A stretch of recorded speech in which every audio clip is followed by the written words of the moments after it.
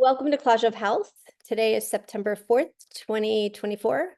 I'm going to get into the Akashic weather report, but first I just wanted to do a commentary of how I do see the responsibility of what I'm putting out there. I don't take this lightly at all. I find that the more that I do it, the more I want to be in alignment with accuracy and truths, even though I've always come from that perspective. So I've added, in addition to doing meditation and breath work and prayers, chanting, and the invocation, I've added cord cutting. So what cord cutting is trying to cut tags that we have with situations and people that we just kind of leave our essence with. So we might like have a conversation with someone and it kind of threw us off or whatever, and we just kind of leave parts of ourselves there, and those tags kind of are echoed back to us. So I took this course through noetics, the science of noetics. I think they call themselves like ION now or something. And in the course, the teacher did this 20-minute cord cutting exercise that I taped. And so I've been doing that over the last few days, and I found it to be quite helpful. I just let it, anything that comes in that is a cord, and it's always surprising the people and things that come through.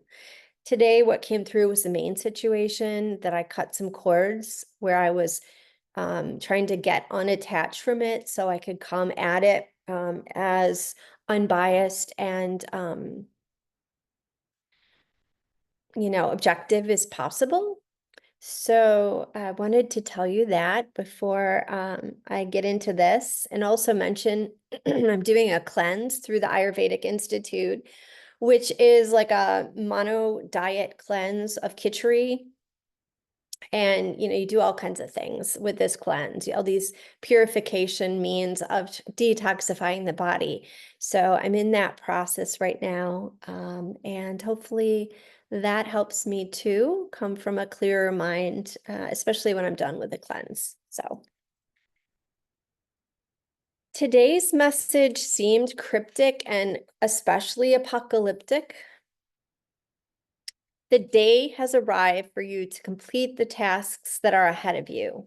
So I very much see this as a message, not only to me, but also to the listener.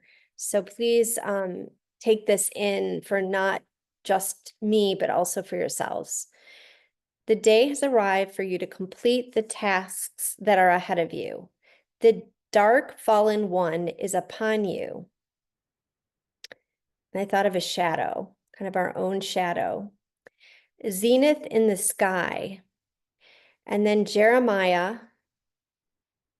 And then I saw a trumpet blowing and an angel blowing this trumpet. Come, all ye faithful. Paris Island again. The Suez Canal or Sudan. Not sure if it's both or one or the other. My heart sinks when I think of Iowa, and then I was like, why Iowa? And I think I related it yesterday to farmers, or farmers came up, but it was Iowa, and then I thought of the convention.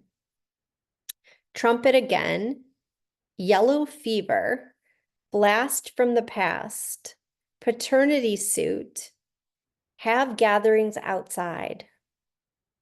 I see a burning cigarette, a police officer, then someone saying, you're under arrest. I wondered if it had to do with the main situation. I was looking for Jesus, but couldn't see him. But I ended up in an attic with 3 other women. We're around a candle and Mother Mary's there. And the word dire comes up. I go up to the Akash, which is the ethers, space. It looked very kind of like air and light and white. It was kind of like white. It said, fly like an eagle. I try to pull the earth up from there, but I can't. I feel this sinking feeling in my heart. The message is you cannot do this alone. Each needs to share in their part. An angel trumpet warning call. I feel that someday Somehow there will be arrests at the main location. I see people walking out handcuffs. So very much thinking again, like I was mentioning yesterday, that justice, like, there would be justice eventually for all the wrongs that have happened, all the wrongs, all the karma that we all carry. And then I saw babies crying, and it seemed like a birth. And then this beautiful green, and it just felt like it was the new after the old. And I got a yes. Everything we want to see on the outside has to be done on the inside for each person. Nothing short of this. And then Pegasus, not sure what Pegasus is. Maybe I'll put this on pause and look it up. It looks like there's a lot of definitions for Pegasus out there, but this is the one that I'm reading. The hoofed master of the ground and winged master of the air continues to represent speed, strength, and artistic inspiration. Encompassing beauty and a sense of majesty, it is a guide for humankind beyond the physical world in the realm where the spirit can soar without limits. So that's beautiful. And Pegasus is the winged horse in Greek mythology, like a white stallion. He was sired by Poseidon. I'm sure you can go down a rabbit hole with that. As I read, or as I got the download about Pegasus when I was in the Akash, my dog started to have a nightmare. So it's interesting. Then I saw an oceanic, what they called an oceanic hurricane. So ocean hurricane forming, and then possibly headed towards Texas. Galveston came through.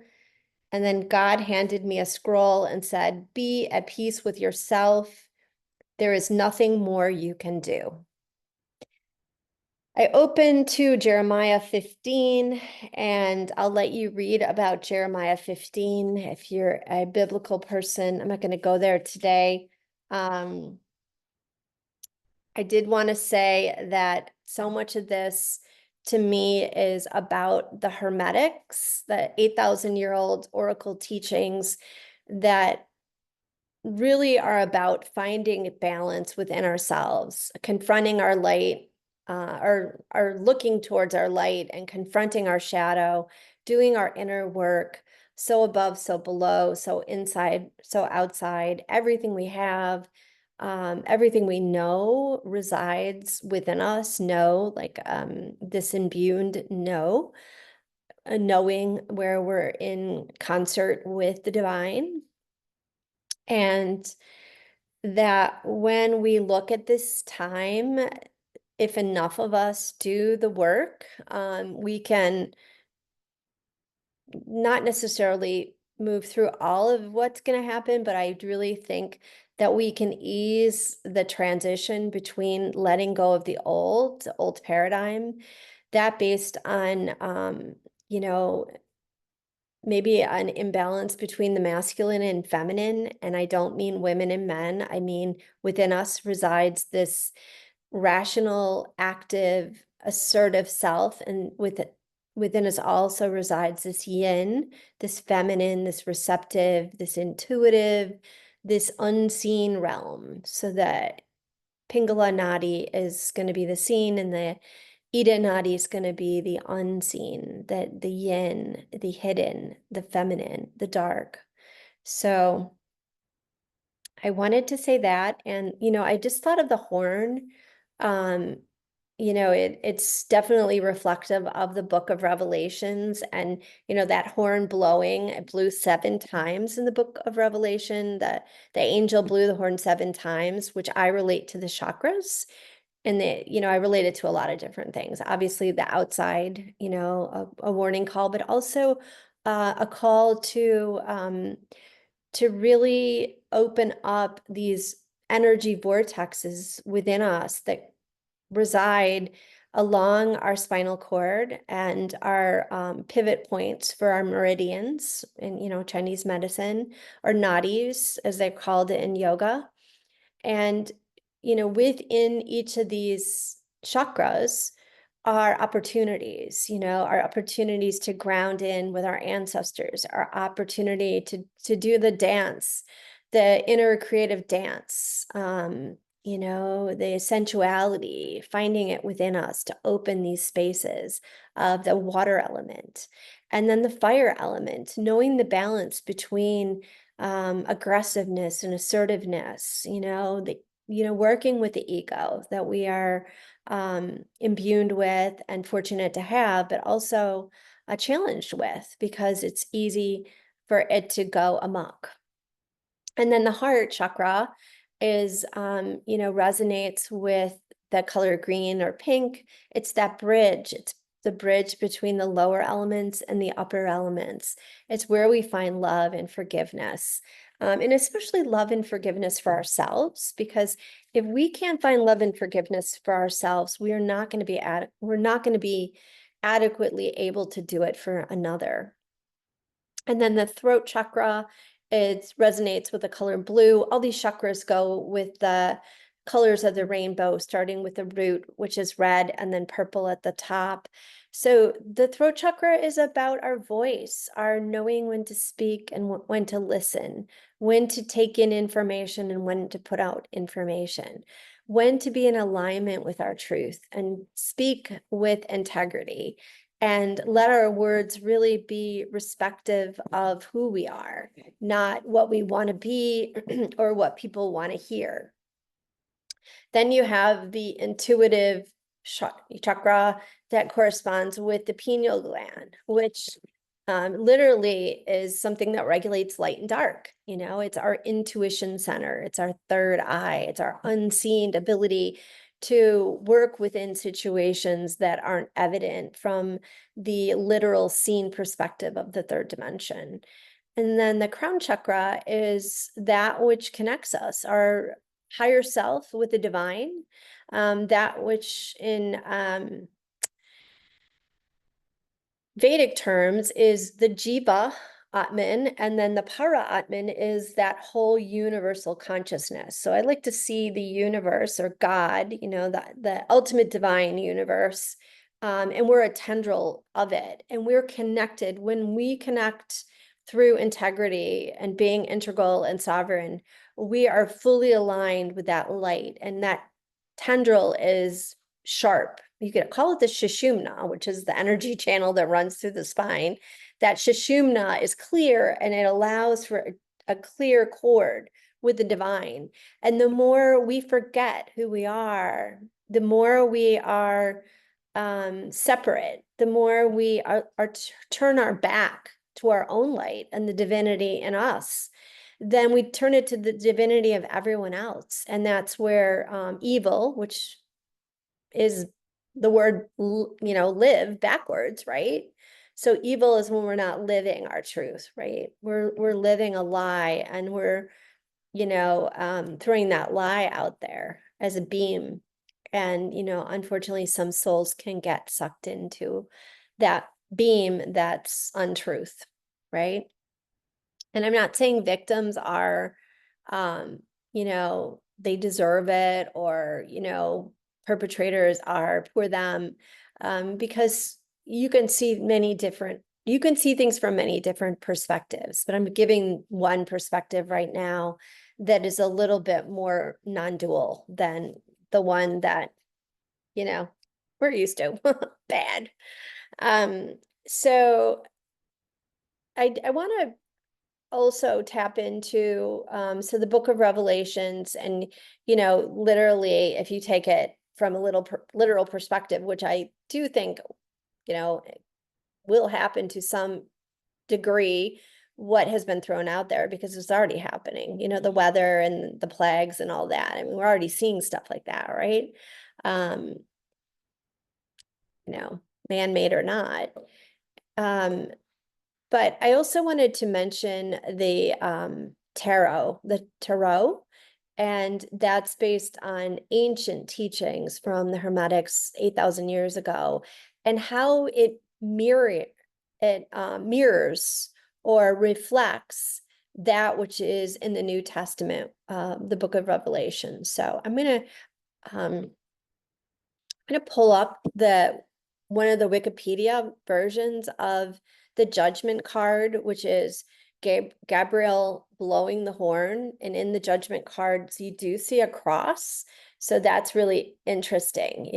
Take it as, the resurrection and the death and rebirth of Christ, or our own resurrection as humans, where Jesus comes, this higher being of perfection comes in and says, this is what needs to be done for each of you in order for the ascension of your planet that you are tied to in some way because you're here in this space and time, right?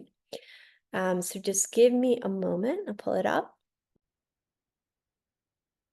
Okay, so this is just a piece of it. The traditional scene is modeled so that this is the tarot card. It's the second to last tarot card in the deck with the major arcanas, is modeled after Christian imagery of the resurrection and last judgment. An angel, and they say possibly Metatron, is depicted blowing a great trumpet, from which hangs the flag of St. George, which is the flag of, I guess, the Red Cross, which references the 1 Corinthians 15. A group of resurrected people, man, women, and child of sallow complexion, stand, arms raised, looking up at the angel in awe. The sleeping dead, those who've forgotten who they are, from my perspective, are emerging from crypts or graves, calling back to the Revelation 20, where the sea gives up its dead. There are snow-covered mountains in the background, indicating a winter theme, similar to the hermit as symbolically ending. So that's the apocalyptic reading for today. I hope you go within and you find your own resonance with these words, because each of us is imbued with this divine knowledge, and together we can maybe sort things out. It's, as I was told, you can't do it alone, and I know I'm not doing it alone. I know that we're all doing it in our own way, but this is a reminder to keep going. So thanks for listening, and hopefully you tune in tomorrow.